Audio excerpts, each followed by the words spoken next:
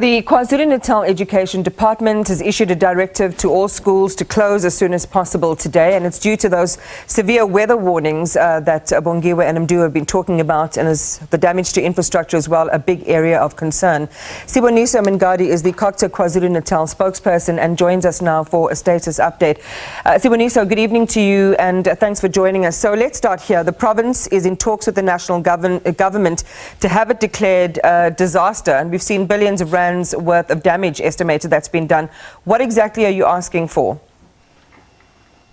MEC Bongiwe lawyers also have been engaging with the national minister and the premier of KwaZulu-Natal, also looking into the damages that the province have suffered as far back as October 2023.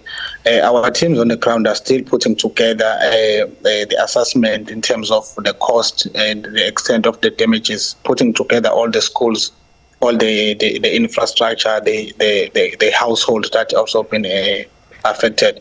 I believe that once that report has been consolidated and give us an indication of how much it will cost to repair all the damaged infrastructure, and we will then be able to present our case to the national government, and it will be up to the national government to decide whether the province of KwaZulu-Natal can be declared as a disaster province. When is this work likely to be completed?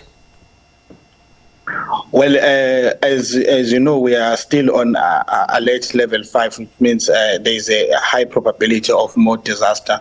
So it means that our assessment will continue until the rain season is over, and then we'll have the clear indication of how much it will cost to do the repairs.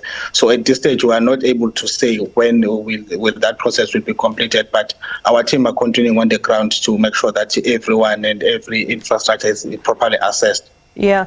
Siboniso, the reason this is important is because we have history to go on in terms of needing to work with speed and urgency, and also needing to work in a highly coordinated way. It's one of the issues, or two of the issues, that the Auditor General flagged last year in that report on public relief funds, and it wasn't a great report. It took a dim view of the overall response in assessing the impact to delivering relief. There were delays on grant spending. She also highlighted inadequate intergovernmental coordination, as well as the ineffective monitoring of contractors, because building materials had been bought and left exposed, and a year after the floods in 2022, only 4% of that big budget, 251 million rand, had been spent. So what are the lessons you've learned from there in order to make sure that what you're asking for, you get and you spend in the correct and timeliest manner? Well, as a cooperative governance, what we do, we put together the report and assessment, and then also submit to the National Treasury or the National Department, and then the funds get distributed throughout the institution that are affected, like municipalities. We also do provide support and oversight to ensure that they move up with speed in ensuring that they restore the damaged infrastructure. But we must also indicate that there is quite a number of roads that have been repaired, particularly in the area of eThekwini. If you count back from those April 2021 floods, most of the roads have been reopened. They were being repaired over the two-year period. So it's issues that we are attending to, even those that we feel like they are challenges or they are delays. We also intervene and ensure that they move up with speed to repair those infrastructure. All right, so that estimate on 4% of that money being spent was at June last year. And as I mentioned to our viewers, it was a 251 million rand budget. How much of that money has actually been spent and that grant deployed to some of these restorative and rehabilitation projects you're sharing with us? Well, I think it depends on the institution. If you are referring to eThekwini Metro alone, or you are including other municipalities that were affected, because we look at other municipalities as well.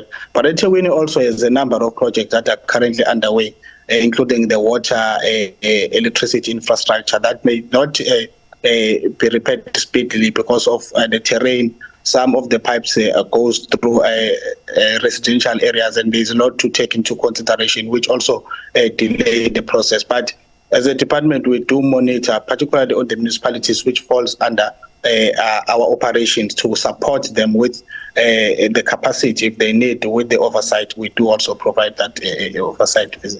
Yeah, but because here's the thing, you're asking for, for more money, because the declaration of a disaster obviously comes with the deployment of funds from the National Treasury or from the relevant departments to KwaZulu-Natal for these purposes. And part of the reason it's important is because given that you're, a repeat victim of inclement weather in terms of flooding, that infrastructure needs to be repaired. Otherwise, the next time it floods, it's going to cause even more damage. So how much has the needle shifted in terms of repairing the existing infrastructure using these funds? Well, my line was not quite clear. I couldn't get the first part of your questions, but if I captured you correctly, yes, obviously there will be serious financial implications as we are assessing. For example, there is over 30 schools that have been vandalized by these heavy rains. There is roads, there is bridges. So obviously, once we gather all our report, I'm assuming that is already in excess of billions right now. So we'll definitely need an international intervention to ensure that we move up with speed, because the budget that is already existing is for the existing challenges that we have and other new projects that we already planned for. So as a department or other municipalities, we obviously need more funding from us as a provincial and also from the national government. So a quick one on this. Schools have just been reopened. We heard from the Provincial Department of Education that there would be some school stoppages in certain areas because of infrastructure damage. But there is a big concern for schoolgoers tonight. In some places, they're crossing rivers to get, to school, places like Siboniso outside Verulam. How is the province helping them? What is the message to parents tonight? Yeah, well, we noted the message from the Department of Education to release the learners and teachers earlier on because of the severe weather condition. But the message that we've been communicating, we advise residents, communities also to ensure that they adhere to the safety measures that we are communicating. Never attempt to cross the flooded bridges or the swollen streams and rivers. To the parents at home, when schools, especially those that are young, they must also accompany them, so to make sure that they arrive at school safe. The mayor of eThekwini particularly is talking about the area of Siboniso, was also on the ground and also made a commitment that we will move up with speed in ensuring that we retain the bridges there so that where people particularly cross to ensure that they are safe during this period.